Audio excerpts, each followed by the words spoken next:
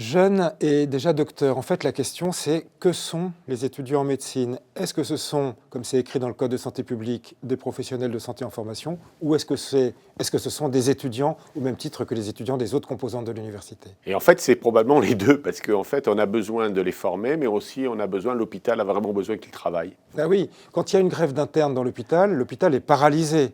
Or, la rémunération d'un interne, c'est 5,42 € par heure de travail effectivement réalisé.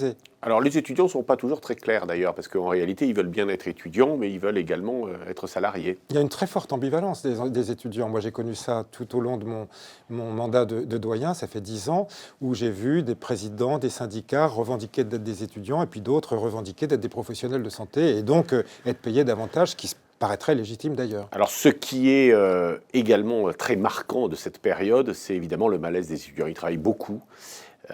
Beaucoup trop sans doute, et puis il y a des risques psychosociaux, il y a des suicides d'étudiants, des suicides de jeunes étudiants en médecine, ce qui évidemment ne peut pas ne pas nous inquiéter. C'est un sujet majeur de préoccupation, hein. Les suicides parmi les étudiants en médecine sont malheureusement plus fréquents que dans toute autre catégorie de la population du même âge. Ça interpelle. Est-ce que c'est lié à la charge mentale? Est-ce que c'est lié à la surcharge de travail? Les réformes des études de santé n'ont peut-être pas été complètement réussies de ce point de vue-là. Et clairement, le chantier n'est pas complètement abouti. Alors évidemment, bon, ils sont jeunes, mais ils travaillent beaucoup, et puis ils travaillent très longtemps.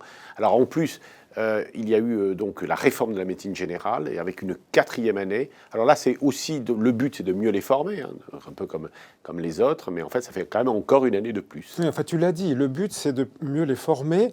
La médecine générale, c'est probablement la spécialité la plus complexe qui soit. Pourquoi serait-elle enseignable en 3 années, là où il en faut 4 ou 5 dans les autres spécialités? Donc, c'était une nécessité.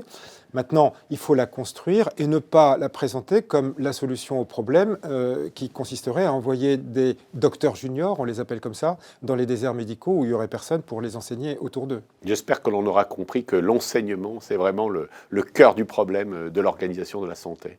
C'est la base de la qualité des soins et de la recherche.